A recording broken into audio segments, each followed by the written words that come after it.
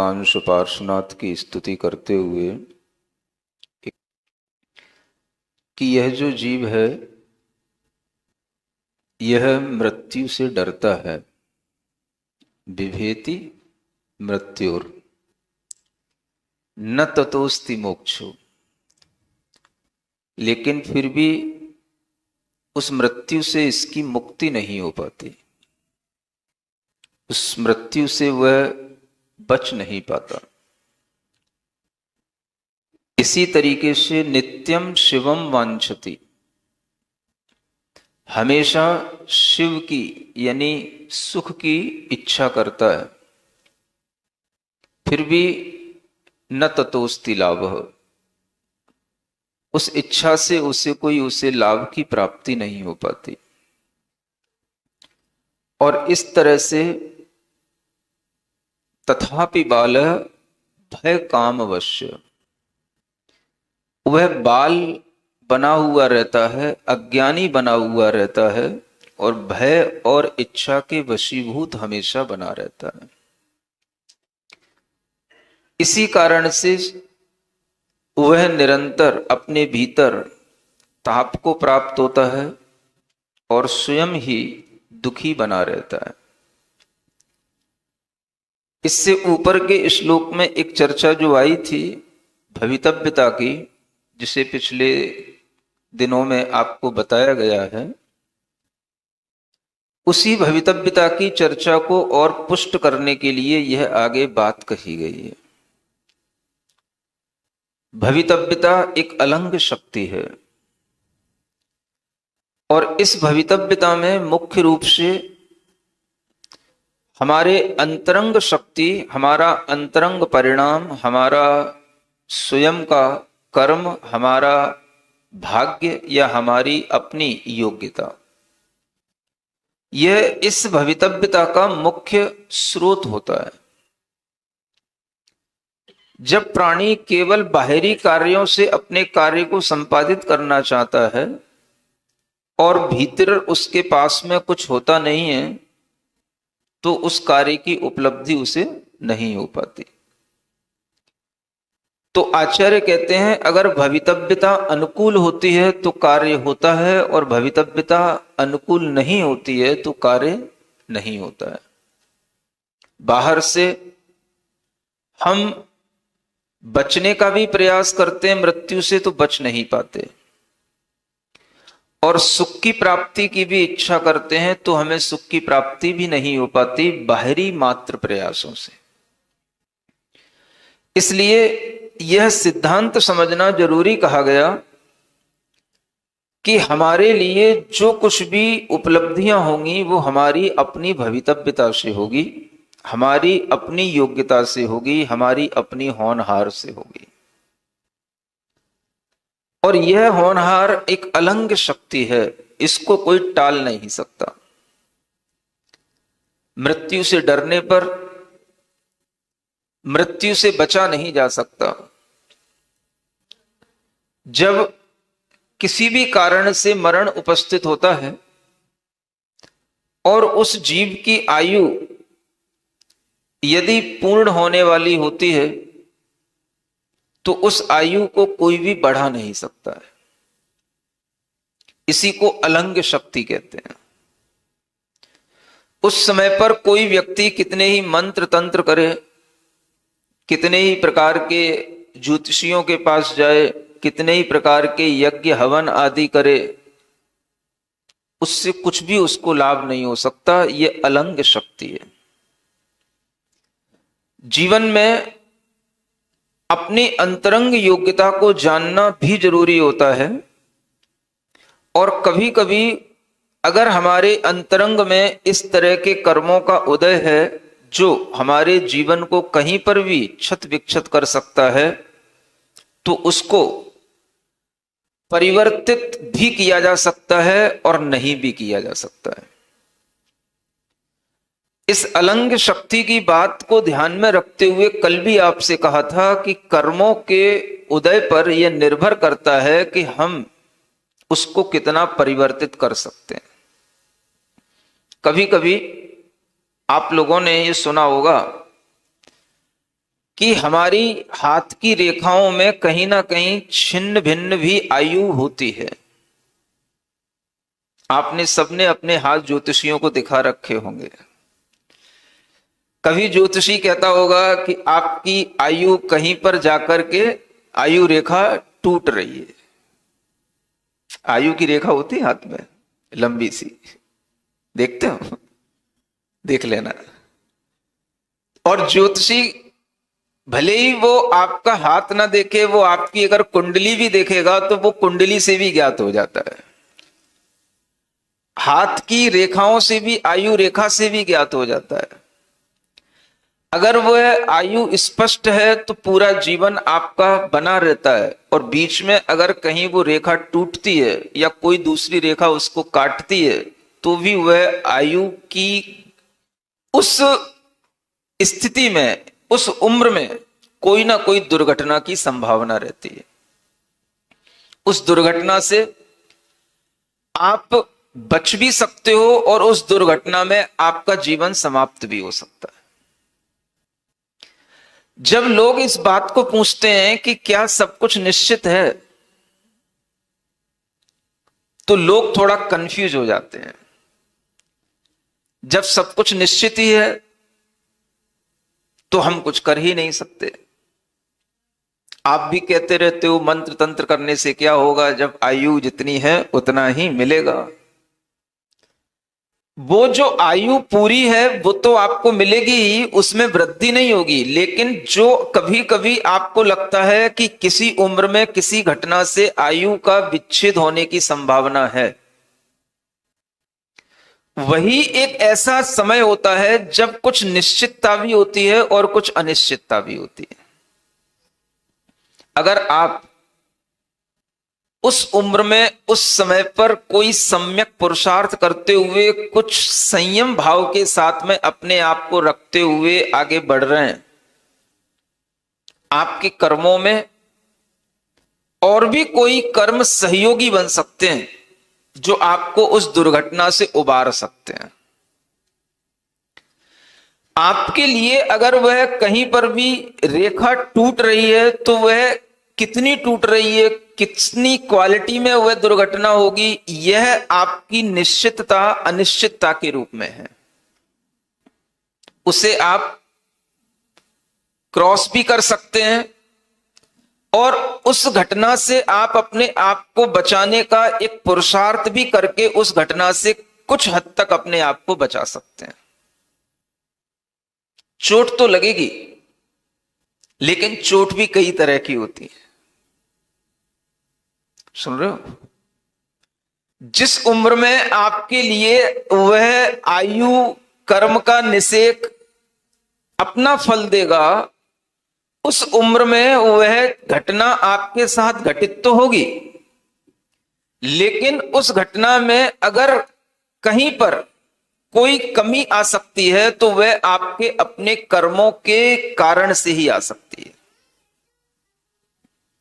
वह कर्म का उदय उस समय पर आपके परिणामों से, आपके पुरुषार्थ से तीव्रता को भी प्राप्त हो सकता है और वह मंदता को भी प्राप्त हो सकता है। अगर आप सचेत हैं, पाप से डरे हुए हैं, धर्म भाव से अपने आप को आगे बढ़ा रहे हैं, तो वह घटना आपके सामने आ सकती है, आपको एहसास कराएगी कि घटना हुई है, लेकिन उससे आप बच भी सकते हैं। जिसे आप कभी कभी कहते हैं मैं बाल बाल बच गया। कैसे बच गया? बाल बाल का मतलब, यहां तो बाल कह रहे हैं, तथापि बालो भय काम वश्यो। यहां तो बाल को अज्ञानी कहा जा रहा है, और जब आप कहते हैं मैं बाल बाल बच गया, तो क्या मतलब होता है? माने बाल बराबर बच गया। इसका मतलब क्या होता है? हाँ, जैसे कि किसी ने सामने से मान लो गोली मारी और वो आपके कान के पास से निकल गई, क्या हो गया? बाल बाल बच गया। किसी ने आपके ऊपर सामने से हथियार फेंका और वो बिल्कुल आपके सिर के ऊपर से निकल गया छूते हुए, क्या हो गया? बाल बाल बच गया। आपकी गाड़ी चलती चली जा रही थी और वो सामने ट्रक में घुस भी गई, लेकिन फिर भी आपके लिए उसी समय पर ब्रेक लगाना हो गया और वह बिल्कुल गाड़ी टूट भी गई, आगे का हिस्सा खराब भी हो गया, लेकिन वह आपके लिए कोई चोट तक नहीं पहुंच पाई, आपके पास तक वह चोट नहीं आ पाई। क्या हो गया? बचते हो ना कई बार। इसको क्या बोलते हैं? बाल बाल बच गया। ये कैसे बच गया? सुनते हो? ये भी बच गया, ये भी बच गया, ये बाल बाल कैसे बच गया? अब ये जो बच जाता है, वो बचने का भी उसका अपना एक पुरुषार्थ होता है, और वो बचना वो नहीं है जो गब्बर कह रहा है ये भी बच गया वो भी बच गया और फिर आखिरी में वो सब उसकी गोली के नीचे आ जाता है। आप अगर एक बार बच जाते हो तो बच के रह भी जाते हो, और वह जो आपका बचना हो गया, आपने कभी सोचा मैं किससे बच गया? अब आप कभी पूछना, ज्योतिषी से पूछना, पूर्व निर्धारित जो घटनाएं होती हैं उन घटनाओं की जानकारी रखने वाले निमित्त ज्ञानियों से पूछना कि ये घटनाएं होनी थी, लेकिन होने से पहले हमको भी पता था, लेकिन हमारे किसी ना किसी अच्छे कर्म के कारण से ये हम बच गए, जिसे हम बोलते हैं बाल बाल बच गए। समझ आ रहा है? आप आयु कर्म की जितनी पूर्णता होनी है उस पूर्णता में एक समय भी आगे नहीं बढ़ा सकते, ये बात निश्चित है। आपका आयु कर्म एक सेकंड का 1000वां हिस्सा भी आगे नहीं बढ़ा सकता आपको जीने के लिए, ये बात निश्चित है। लेकिन अगर कहीं पर आपकी आयु में कोई छिन्नता भिन्नता है और उसकी क्वालिटी बहुत कमजोर है, तो आप उससे अपने आप को कुछ बचा सकते हो, यह अनिश्चितता भी होती है। अगर आपके साथ में आपका पूर्व कर्म कुछ पुण्य के साथ में आपका साथ दे, तो आपके लिए वह घटना होते होते भी बच जाती है, और अगर आपके लिए वह पुण्य कर्म साथ नहीं होता है तो एक छोटी सी घटना से भी वह बड़ी घटना घटित हो जाती है। चलते चलते थोड़ा सा पैर फिसला या दीवार से टकराए, उतने में भी आपकी मृत्यु हो सकती है। और कभी कभी बड़ी बड़ी एक्सीडेंट होने के बाद भी कुछ नहीं होता है, गाड़ी चकनाचूर हो गई लेकिन हम बच गए। निश्चित होता है वह भी हमारी आयु के साथ होता है, और कुछ अनिश्चित होता है वो भी हमारी आयु के साथ होता है, और ये सबके जीवन में कभी ना कभी होता है। आपको महसूस होता होगा, आप कभी सोचना कि कब हम बाल बाल बच गए। सुनते हो? याद आता है कुछ है? आता है? जो बच गए वो किसके कारण से बच गए?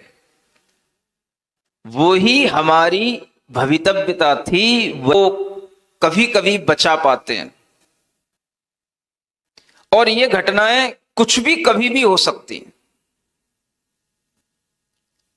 आप ये समझते हो कि ये घटनाएं हमारे जीवन में हुई, ये हमारे अपने पाप कर्म के कारण से हुई, लेकिन इन घटनाओं से आप किसी भी तरह बच गए। और कभी कभी बहुत भयंकर घटना, एक व्यक्ति जयपुर में आया और उसने पाद प्रक्षालन किया, और उसके बाद वह तुरंत ही गाड़ी से चला गया, और इतनी तेजी से वो गाड़ी से जा रहा था, इतना जबरदस्त उसका एक्सीडेंट हुआ कि उसके लिए ये कहा जाए कि उस एक्सीडेंट में उसे किसी भी रूप में बचना ही नहीं था, इतना जबरदस्त एक्सीडेंट हुआ उसको। सारा मुंह हाथ पैर सब जगह टांके, सब जगह किसी ना किसी तरीके से अस्थि में ब्रेक आ गया, हड्डियां टूट गईं, सब कुछ होने के बावजूद भी वह किसी ना किसी तरीके से उसकी आयु पूर्ण नहीं हुई और कुछ ही दिनों में वह उस घटना से उबर गया और उसकी हड्डियां भी धीरे धीरे सब ज्वाइंट हो गईं और वह पूर्ण रूप से अब ठीक भी हो गया।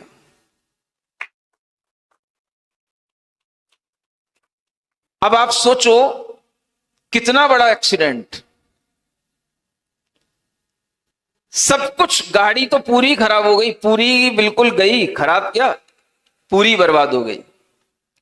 उसके शरीर में भी 20 जगह प्लास्टर, मुंह, दांत निकल पड़े, सब कुछ हो गया, लेकिन धीरे धीरे धीरे धीरे करते हुए उसके लिए वह जीवन फिर से मिल गया। सुनते हो? जब वह घटना हुई उसके तुरंत बाद ही मेरे पास फोन आता है, महाराज इतनी बड़ी घटना हो गई। उसकी मां का फोन आता है, नाम नहीं बताऊंगा। और उस समय पर वह घटना होने के बाद में वह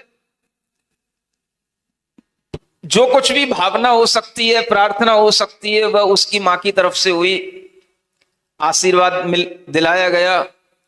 और उस घटना होने के बाद में जब वह ठीक होता रहा, उसकी सांस चलती रही, तो उसकी मां को यह एहसास होता रहा कि यह घटना, इतनी बड़ी घटना होने के बाद भी यह अगर जीवित है तो यह कहीं ना कहीं किन्हीं गुरु के आशीर्वाद के कारण से जीवित। आज भी वह मां जब आती है तो आज भी इस बात को महसूस करती है और वह बहुत अपने आप में कृतज्ञ होती है इस बात को लेकर के कि मेरा बेटा आज बच गया। और वो कहती है, महाराज ये घटना उसके जीवन को समाप्त करने वाली होती, लेकिन शायद वो उस दिन आपका पाद प्रक्षालन करके गया था इसलिए बच गया। ये उसकी भावना है। कहीं ना कहीं व्यक्ति का कोई पुण्य किसी भी रूप में उसके सामने आ सकता है और उसके जीवन को बचाव में कारण बन सकता है। लोग आज थोड़ा सा पढ़ लेते हैं शास्त्रों को तो वह अपनी एकांत धारणा बना लेते हैं, जो होना है वो निश्चित है। सबको निश्चित ही दिख रहा है, मरना है सो निश्चित है। निश्चित तो है, लेकिन कब मरना है ये निश्चित नहीं है। आयु के अंत में मरना निश्चित है, लेकिन आयु पूर्ण होने के बीच में भी कई घटनाएं ऐसी होती हैं जहां पर हमारी निश्चितता अनिश्चितता दोनों हो सकती हैं। और वो निर्भर करता है कि हम उस समय पर क्या कर रहे हैं, कौन सा कर्म हमारे लिए फल उस समय पर ऐसा दे दे कि हमारी आयु जो बीच में विच्छेद को प्राप्त होनी थी पाए, और हमारी आयु आगे भी थी, हम उसको पूर्ण जी लें। ये अनिश्चितता भी हमारे सामने रहती है। इसलिए यह एकांत नहीं समझना कि हमेशा हमारा कर्म जब तक हमारे साथ में है वह हमारे लिए किसी भी तरीके से परिवर्तित होकर के आ सकता है। बुरे कर्मों के साथ भी कभी शुभ कर्मों के उदय आ सकते हैं और उस बुराई से आपको बचा सकते हैं। कभी कभी आपने देखा होगा, यह भी महसूस किया होगा, आप कोई गलती कर जाते हैं, कभी कोई पाप कर जाते हैं, या कोई आप किसी के लिए बुरा भी कर देते हैं, अपराध भी कर देते हैं, लेकिन फिर भी आप बच जाते हैं। एक तरफ तो मरण की बात है, अब दूसरी तरफ आपकी दूसरी बात है। कभी कभी आपको ऐसा लगता है कि आपने बहुत बड़ा अपराध कर दिया, बहुत बड़ा पाप कर दिया, और उस पाप के कारण से जो आपको फल मिलना चाहिए वो आपको नहीं मिला। सुनते हो? ये भी होता है। वह पाप का फल आपके लिए बहुत बड़ी दुर्घटना का कारण बन सकता था, अपमान का कारण बन सकता था, अपवाद का कारण बन सकता था, आपके लिए जेल में पहुंचने का भी कारण बन सकता था, लेकिन वो नहीं बन पाया। क्यों? किसने बचाया? कभी कभी आदमी एक बार अगर कभी पाप कर लेता है, उससे कोई भी हिंसा आदि की कोई घटना हो जाती है और वह उससे अपने आप को बचा हुआ महसूस करता है कि किसी को पता नहीं पड़ा और मैं बच गया, तो वो क्या समझता है? अपने आप को बहुत होशियार समझता है। मैंने इतना बड़ा कृत्य कर लिया और किसी को पता नहीं पड़ा। उस होशियारी में वह उस कृत्य को दोबारा फिर करने की कोशिश कर लेता है और फिर उसके कारण से जब वह उस कृत्य को फिर से कर लेता है तो फिर वह पकड़ा जाता है। पहली बार में क्यों नहीं पकड़ा गया? कभी आप विचार करते हो ये आपकी होशियारी है या ये आपके पुण्य कर्मों का आपके साथ सहयोग है? अभी पाप होते हुए भी आपका पुण्य आपका साथ दे रहा है, आप बच गए, लेकिन वही कार्य आपने फिर दूसरी बार किया, तीसरी बार किया और वह पुण्य जब आपका साथ नहीं दे पाया, आपके पल्ले में पाप का भार ज्यादा हो गया, तो फिर उसी के कारण से जो बड़ी घटना थी वो तो आपने बचा ली और एक छोटी घटना थी उसमें आप फंस गए। कई बार होता है लोग बड़े बड़े ऑफिसों में काम करते हैं, बड़ी बड़ी रिश्वत लेते हैं, बड़े बड़े काम करते हैं, करोड़ों की रिश्वत ले लेते हैं, पच जाती कई बार, और कई बार 10-20 हजार लेते हुए पकड़े जाते हैं। सुनते हो? करोड़ों के घपले कर दिए, उस समय कुछ नहीं हो पाया, और कई बार 10,000 क्या एक कोई किसी ने बस ऐसे ही मेज पे रख दिया और किसी ने फोटो खींच लिया और वो पेपर में छा गया और वो पकड़ा गया, बर्बादी हो गई। आप कभी सोचते हो इसके पीछे क्या है? जब आपने करोड़ों का घपला किया तब तो आप समझ रहे थे मैं होशियार हूं, कोई नहीं देख रहा है, और जब आपके 10,000 मात्र के घपले में आप पकड़े गए तब आपको लगता है कि इसने मेरे लिए धोखा दे दिया। वो धोखा उसने नहीं दे दिया, वो आपकी भवितव्यता है। आपने अपने पाप को इस तरह से बढ़ा लिया कि वह पाप आपका एक छोटे से कार्य के लिए भी भारी पड़ गया, और जिस समय पर आपने बड़ा घपला किया था उस समय पर आपका पुण्य साथ दे रहा था, उस समय आपको पुण्य की याद नहीं आई, आपको अपनी होशियारी याद आ रही थी। हम होशियार हैं, हमको कोई नहीं पकड़ पाता है, हम बच जाते हैं। दूसरे लोग तो छोटी छोटी सी बातों में फंस जाते हैं, हम तो बड़ी बड़ी बातों करके भी निकल जाते हैं। तो लोग अपने आप को होशियार समझते हैं। ये होशियारी किससे चलती है? ये हमारी होनहार से चलती है, इसी को भवितव्यता कहते हैं। अगर आपके अंदर यह अनुकूल पुण्य कर्म का योग चल रहा है तो आपके लाख पाप भी माफ हैं, और अगर आपकी वह भवितव्यता प्रतिकूल हो गई तो एक छोटा सा भी पाप आपके जीवन के अंत का कारण बन जाता है और बन सकता है। यह विचार जो व्यक्ति रखता है, भवितव्यता को इस रूप में जो जानता है, अपने पुण्य और पाप कर्म के फल को इस रूप में जो देखता रहता है, वही व्यक्ति समझदार कहलाता है। और जो ये सब नहीं जानता तो आचार्य कहते हैं यह भय या काम के वशीभूत है, कि सिर्फ अपनी इच्छाओं के वशीभूत है।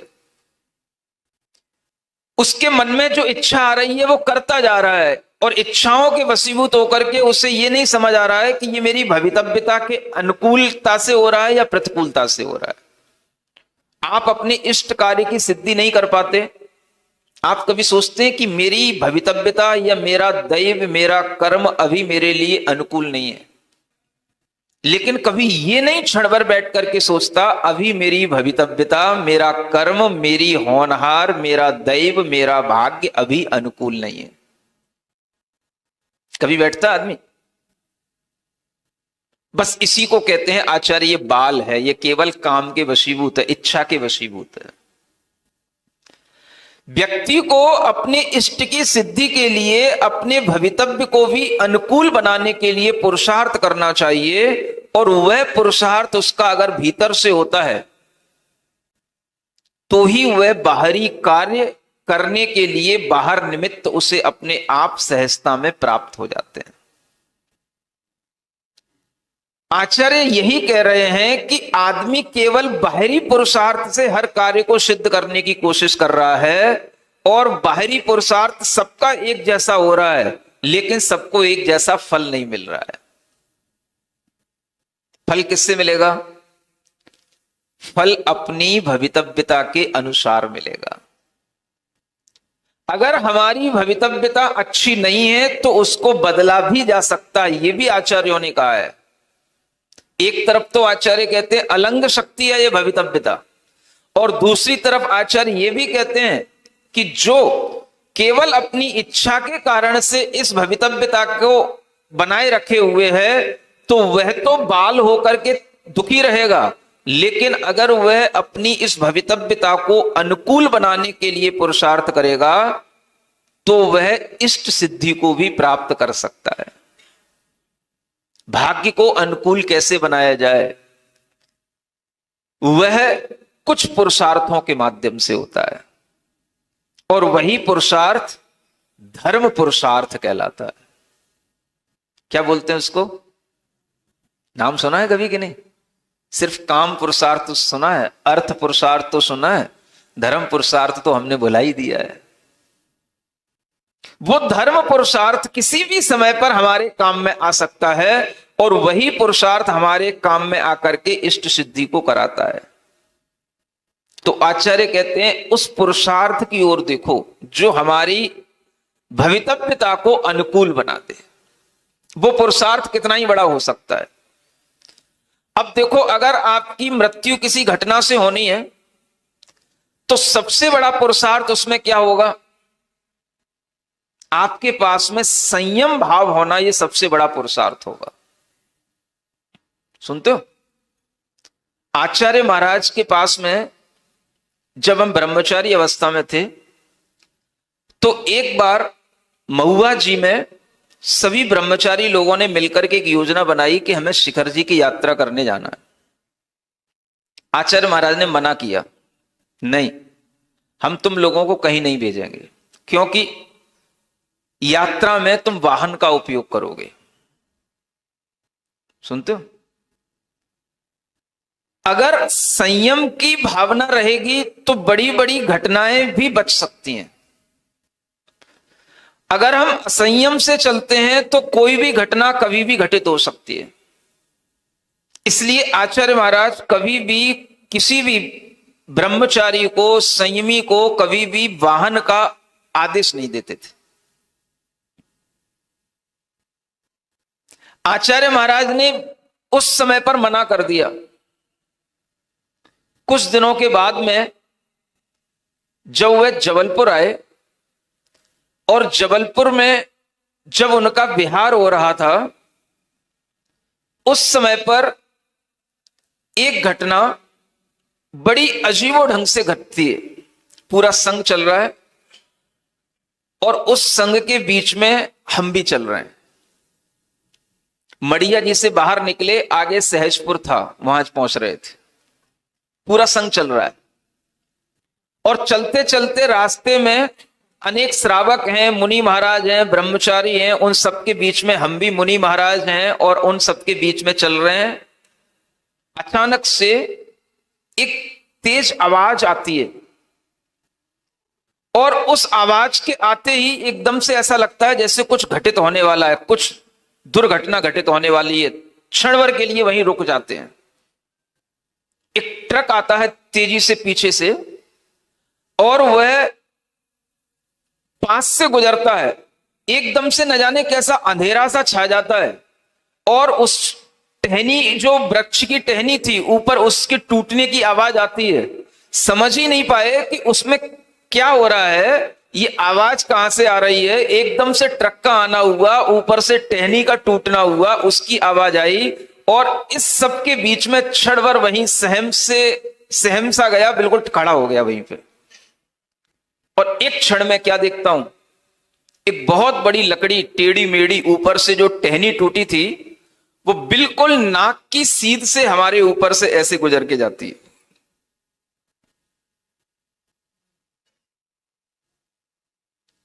कहां से? बिल्कुल नाक के पास से, जंघा को छूते हुए हल्की सी बस जंघा पर खरोंच लाई और वो सीधी नीचे गिर गई। बहुत बड़ी लकड़ी। ट्रक पास हो गया,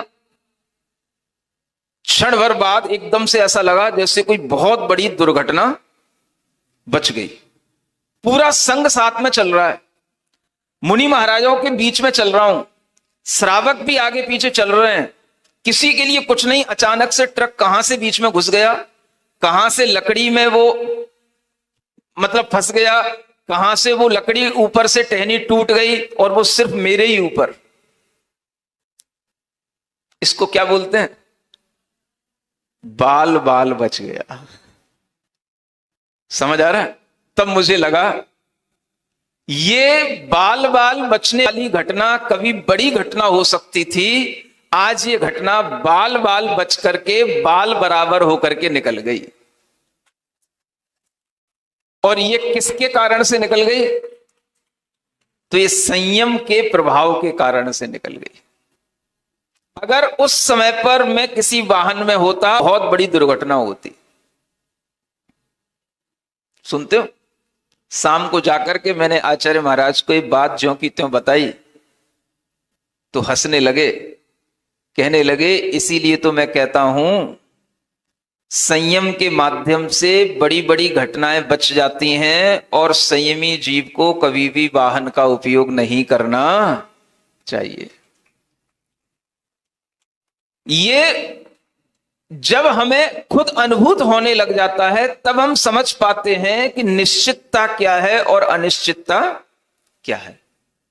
घटनाएं घटित होती हैं, उन्हें हम अपने धर्म से, अपने संयम से, अपनी साधना से भी अपने कर्मों के फलों को कुछ परिवर्तित कभी कभी कर सकते हैं।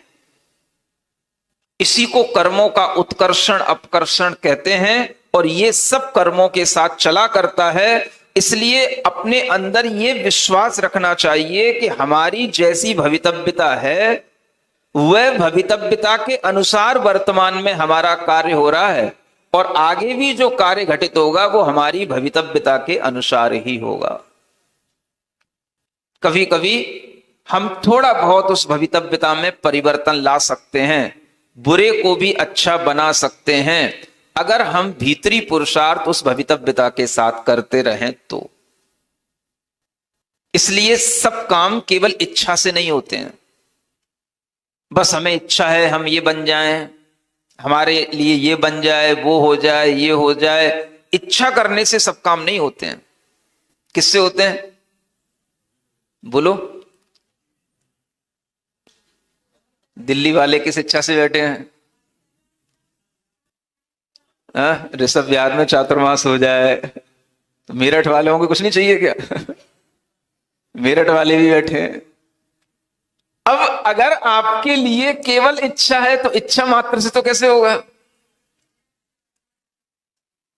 कुछ भीतर से उसी तरह की क्या होनी चाहिए? कुछ भवितव्यता होनी चाहिए, कुछ भीतरी पुरुषार्थ होना चाहिए। इतना भी पुरुषार्थ किया जा सकता है, आपके अंदर वह पुरुषार्थ करने की ताकत होनी चाहिए कि महाराज कितनी भी मेरा भवितव्य कितना भी प्रतिकूल क्यों ना हो, तो भी मैं पुरुषार्थ करके उसे अनुकूल बना करके रहूंगा। ऐसा भी आप अपने मन में भाव कर सकते। सुनते हो? ऐसा हो सकता है। जब इस तरह का विचार करोगे तभी किसी इष्ट कार्य की सिद्धि होती है। समझ आ रहा है? कोई लोग तो केवल इसलिए नारियल चढ़ाते हैं कि महाराज अब इस रास्ते पर आ रहे हैं तो अपन पहले से चलो, नहीं तो महाराज कहेंगे अभी तक तू आया ही नहीं। नहीं समझ में आ रहा है? वो हाथ उठा रहे दारू कीड़ा वाले। तो कई बार तो लोगों को आगे आगे पता रहता है कि महाराज इस रास्ते पर आ रहे हैं, महाराज को इस रास्ते पर आना है, इसलिए उनको नारियल चढ़ाने आना है, तो वो भी हम समझते हैं। लेकिन जब किसी की भावनाएं बिल्कुल उसके परिणामों की भीतरी भावनाएं बिल्कुल उसके होनहार के योग्य होती हैं, तो अपने आप वह मन भी बन जाता है कि हां हमें वहीं से होकर के चलना है। अब वो आपके ऊपर है कि आप किस तरह से सोचते हो, किस तरह की भावना करके आप नारियल चढ़ाते हो। समझ आ रहा है? नारियल में वजन आप देखते हो और आपकी भावनाओं में वजन क्या है वो हम देखते हैं। लोग कई बार नारियल चढ़ाते हुए हिला के देखते, मेरा नारियल वजनदार है कि नहीं, उसमें पानी है कि नहीं। मैंने ऐसा भी देखा। तो मैंने सोचा भाई आप केवल नारियल का वजन देख रहे हो, हम आपकी भावनाओं का वजन देख रहे हैं, और वो भावनाओं का वजन देखने में मुझे आता है। तो इसलिए हमेशा अपनी भावनाओं का वजन बढ़ाओ। समझ आ रहा है? अनुकूल भी होता है तो कभी कभी प्रतिकूल भी होता है, और कभी कभी प्रतिकूल को भी अपनी भावना से अनुकूल भी बनाया जाता है। यह भी हमें आचार्यों ने सिखाया है, क्योंकि हर आदमी बाल तो नहीं बना रहेगा। तथापि बालो भय काम वश्यो। अरे भाई, जो भय और काम के वशीभूत हो वो बाल हैं, लेकिन जो अपने धर्म पुरुषार्थ के साथ में अपनी अनुकूलता को बनाना जानते हैं वो बाल नहीं है, वो ज्ञानी जीव होते हैं। और ज्ञानी जीव हमेशा अपनी भवितव्यता को ऐसे ही अनुकूल बना लिया करता है। यह बात भी आप लोगों को ज्ञान में आना चाहिए। इसलिए वृथा स्वयं तप्यति, स्वयं बेकार में केवल भीतर से तपना नहीं चाहिए अपनी इच्छाओं से। मुझे ये नहीं मिल रहा, मुझे वो नहीं मिल रहा, मेरे साथ ये नहीं हो रहा, वो नहीं हो रहा, ये अनुकूल नहीं है, वो अनुकूल नहीं है। ये जो आप हमेशा गाना गाते रहते हो या रोते रहते हो, ये भीतर से तपना कहलाता है। ये आपको दुखी बनाता है। इसके वशीभूत मत हो, इससे उभरो और इससे ऊपर क्या करो, कुछ ऐसा करो, तुरंत भगवान की भक्ति का कार्य करो।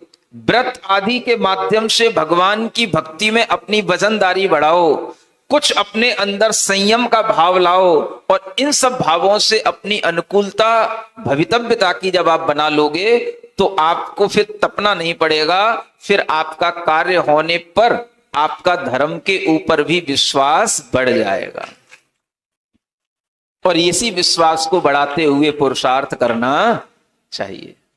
जितना हमारे कर्म से हमारे अनुकूल है वह हमको मिल रहा है, और जो नहीं मिल रहा है वो हमारे भाग्य की प्रतिकूलता है। हमें किसी पर कोई आरोप लगाने की कोई जरूरत नहीं है।